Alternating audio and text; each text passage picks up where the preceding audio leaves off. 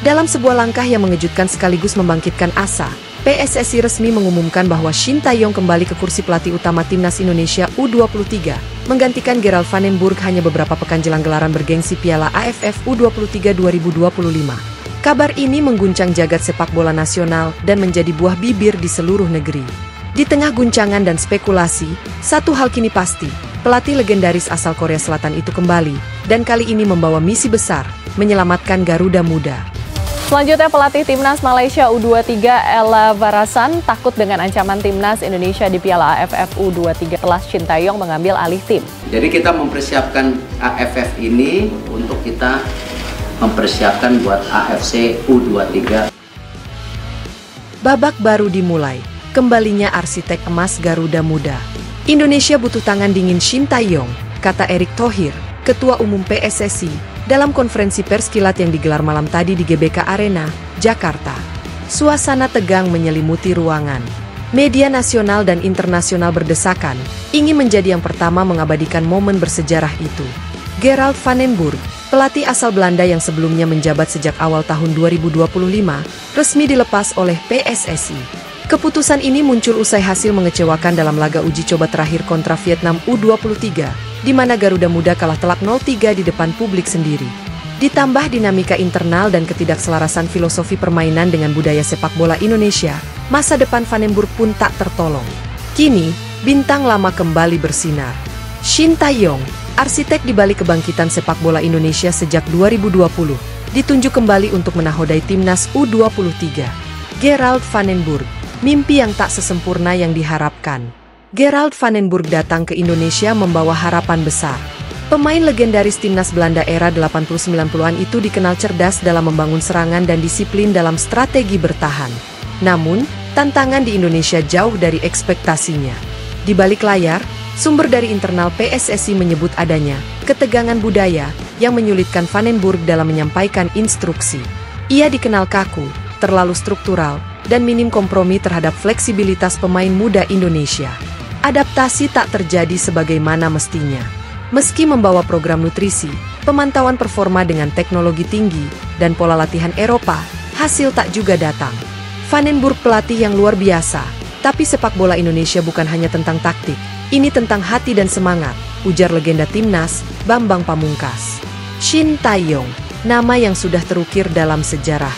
Bagi publik Indonesia, nama Shin Tae-yong bukan sekadar pelatih, ia adalah ikon perjuangan. Sejak pertama kali datang ke Indonesia di penghujung 2019, Shin menanamkan semangat juang, disiplin, dan dedikasi tanpa henti.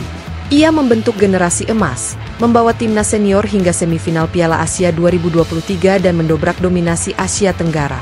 Kini, meski sempat digeser ke posisi asisten pelatih Patrick Kluivert di timnas senior untuk kualifikasi Piala Dunia 2026 round 4, kembalinya Shin ke skuad U23 dianggap sebagai langkah penyelamatan darurat. Langkah strategis PSSI, kepulangan dengan misi. PSSI menegaskan bahwa keputusan ini diambil dengan mempertimbangkan kepentingan jangka pendek dan panjang. Dalam surat keputusan yang dirilis secara resmi, disebutkan, kami percaya bahwa pelatih Shin Tae-yong memiliki pemahaman mendalam terhadap kultur, kekuatan, dan kelemahan pemain muda Indonesia.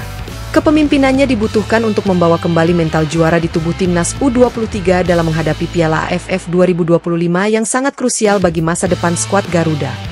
Keputusan ini disebut sebagai Operation Rescue, langkah kilat dalam upaya menyelamatkan skuad U23 yang sempat kehilangan arah. Reuni dengan pasukan lama, nama-nama yang siap bertarung. Kembalinya Shin juga berarti kembalinya pola lama yang sudah dikenal pemain. Bahkan, kabarnya, dalam daftar awal pemain yang akan dipanggil untuk training camp, TC, di Yogyakarta, banyak wajah-wajah lama muncul kembali, Marcelino Ferdinand, Ronaldo Kuate, Arhan Fikri, hingga Pratama Arhan. Satu kejutan besar muncul, Jairo Riedewald, pemain naturalisasi yang sempat dirumorkan hanya akan memperkuat senior, kini diboyong Shin untuk memperkuat lini tengah U23. Jairo adalah pemain serba bisa. Dia bisa jadi jangkar lini tengah, mentor bagi pemain muda. Saya ingin dia membawa ketenangan dan pengalaman di turnamen nanti, ucap Shin dalam sesi wawancara eksklusif. Misi Piala AFF U23 2025 tak sekadar turnamen biasa. Piala AFF U23 2025 bukan sekadar turnamen biasa. Setelah gagal total di edisi sebelumnya, publik menuntut kebangkitan. Turnamen ini akan digelar di Thailand mulai 1 Agustus 2025. Indonesia tergabung di grup neraka bersama Thailand, Vietnam, dan Malaysia. Bagi Shin Tae-yong, turnamen ini adalah kesempatan terakhir untuk membuktikan bahwa proyek panjangnya di Indonesia belum selesai. Saya tidak pernah benar-benar pergi. Indonesia sudah seperti rumah. Kini saatnya kita menang, bukan hanya bertarung, ucapnya tegas. Drama di balik layar, bagaimana keputusan ini terjadi? Menurut narasumber terpercaya, keputusan mengganti Van den Burg sudah dibahas dalam rapat darurat Exco PSSI sejak seminggu lalu.